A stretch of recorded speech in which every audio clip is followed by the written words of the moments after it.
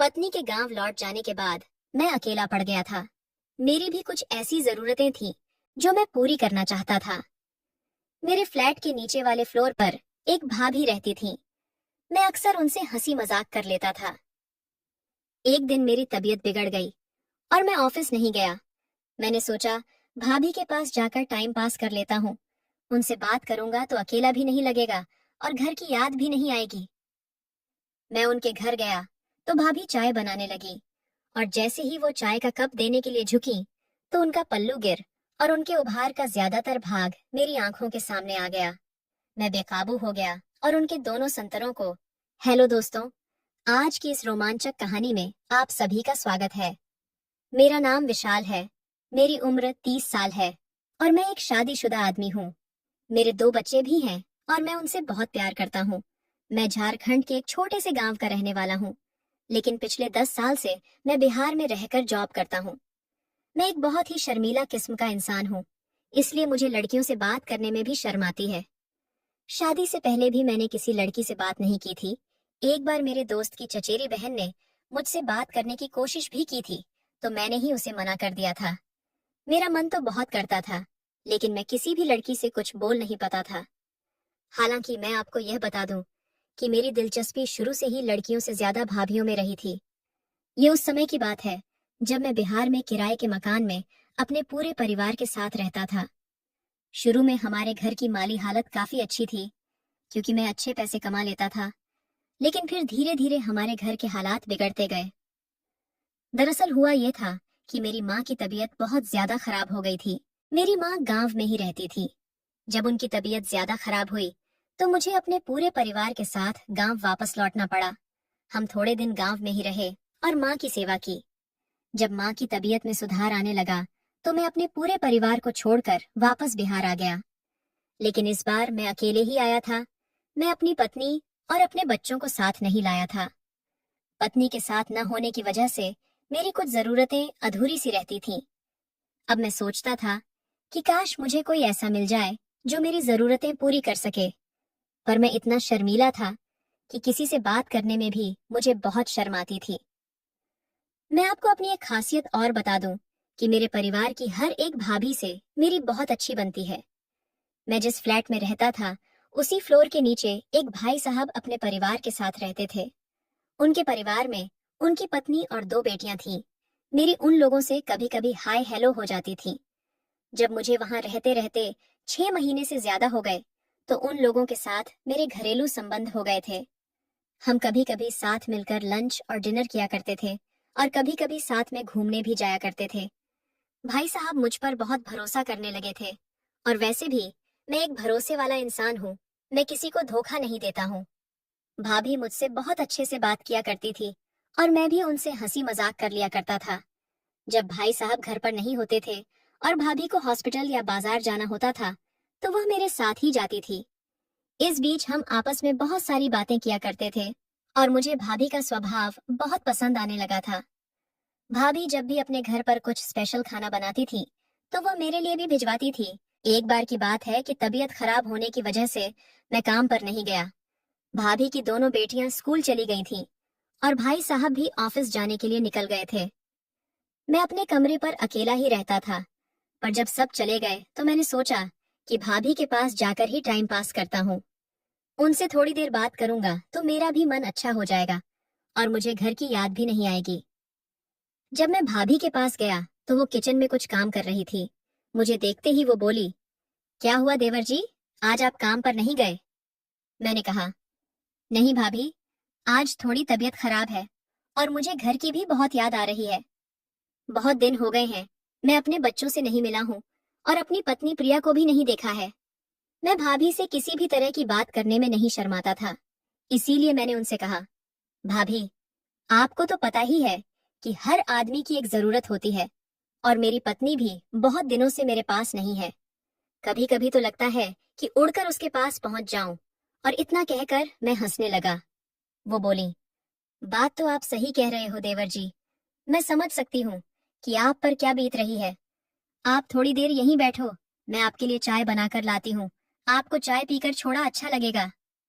इतना कहकर भाभी चाय बनाने लगी। मैं भाभी को भी देख रहा था वह बहुत ही प्यार से मेरे लिए चाय बना रही थी। थोड़ी देर बाद वह कुछ लेने के लिए झुकी तो उनके गोरे उभार मुझे दिख गए। वो नजारा बहुत ही सुंदर था और उसे देखकर मेरी तबीयत भी थोड़ी थोड़ी ठीक होने लगी थी। उनके भारी और गोरे उभार का ज्यादातर भाग बाहर झांक रहा था।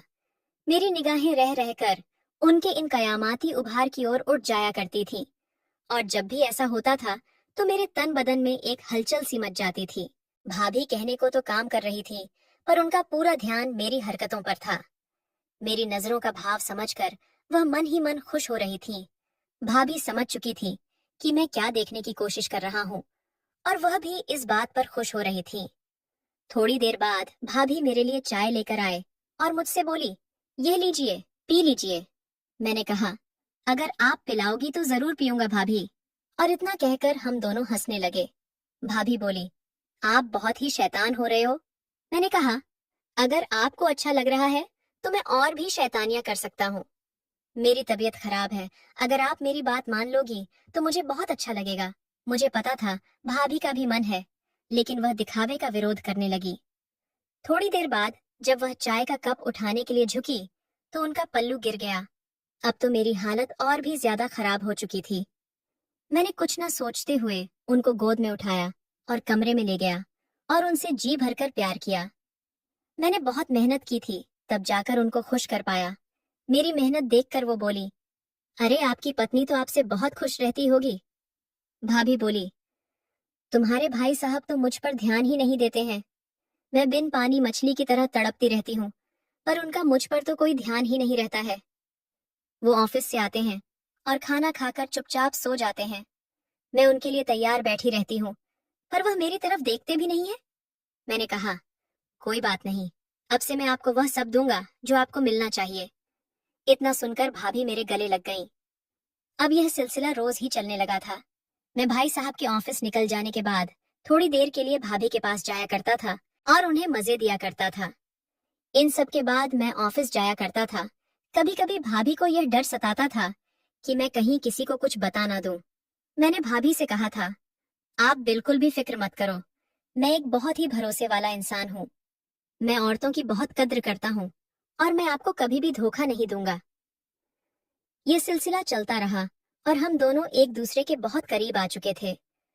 कुछ दिनों बाद हमारी जिंदगी में बहुत बड़ा बदलाव आने वाला था, क्योंकि मेरी पत्नी मेरे पास वापस आ गई थी। पत्नी के आ जाने के बाद मैं ज्यादातर समय उसी के साथ बिताता था और भाभी को बहुत ही कम समय दे पाता था। कभी कभी तो मैं उनके पास जा ही नहीं पाता था। मेरी पत्नी को शक होने लगा था कि जरूर उसकी पीठ पीछे मैं कुछ अजीब हरकतें कर रहा था। वह बोली, क्या आपको मेरी याद नहीं आती थी? मैंने कहा, भला ऐसा हो सकता है क्या कि मैं तुम्हें याद ना करूं? मुझको पता था कि उसे मेरी बातों पर यकीन नहीं है, लेकिन मैं कर भी क्या सकता था। पत्नी के आ जाने के बाद मैं भाभी के पास जा ही नहीं पाता था और मैं उन्हें बहुत याद करने लगा था। एक बार जब मैं उनके पास गया तो भाभी बोली, आप बहुत ही चेंज हो गए हो। जब से आपकी पत्नी वापस आई है तब से आप तो मुझे भूल ही गए हो। मैंने कहा, ऐसी कोई बात नहीं है भाभी, उसको मुझ पर थोड़ा थोड़ा शक होने लगा है और वह मुझको आपके पास नहीं आने देती है। मैं फिर भी आपके लिए समय निकाल लेता हूँ और आपके पास चला आता हूँ। थोड़ी देर बातें करने के बाद हम दोनों आपस में समा गए और फिर मैं ऑफिस चला गया। कुछ दिनों बाद मेरी पत्नी को मेरी शर्ट पर लिपस्टिक के निशान मिले। अब तो उसका शक यकीन में बदल चुका था। जो बोली, मुझे पहले से ही पता था कि तुम्हारा उस चुड़ैल के साथ चक्कर चल रहा है। मैं अभी जाकर सब कुछ भाई साहब को बता दूंगी और तुम दोनों का पर्दाफाश कर दूंगी। मैंने कहा, प्लीज तुम ऐसा कुछ भी मत करो, मैं आप कभी भी उनसे बात नहीं करूंगा। वह इतना गुस्से में थी कि रोने लगी और बोली, मैं गांव में आपकी माताजी की सेवा करने में लगी हुई थी, आपके बच्चों को पालने में लगी हुई थी, और आप इधर मुझे धोखा दे रहे थे। क्या आपको शर्म नहीं आती?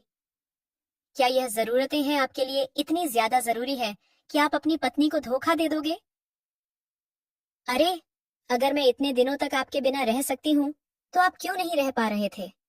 आपने मेरे बारे में एक बार भी नहीं सोचा, अपने बच्चों के बारे में एक बार भी नहीं सोचा। अगर फिर भी आपको उस औरत से इतना ही प्यार है तो आप मुझसे कह दीजिए, मैं अभी के अभी यह घर छोड़कर चली जाऊंगी और आपकी जिंदगी में कभी भी वापस नहीं आऊंगी। औरत सब कुछ बर्दाश्त कर सकती है, पर अपने पति का बंटवारा बर्दाश्त नहीं कर सकती, और मैं भी बर्दाश्त नहीं करूंगी। अगर आपको मेरे साथ रहना है तो मेरा ही बनकर रहना होगा, नहीं तो आप मुझसे कह दीजिए, मैं गांव चली जाऊंगी और वहीं रहकर माता जी की सेवा करूंगी। मैं समझ चुका था कि मैंने अपनी कुछ पलों की जरूरतों के लिए अपनी पत्नी का दिल दुखाया है।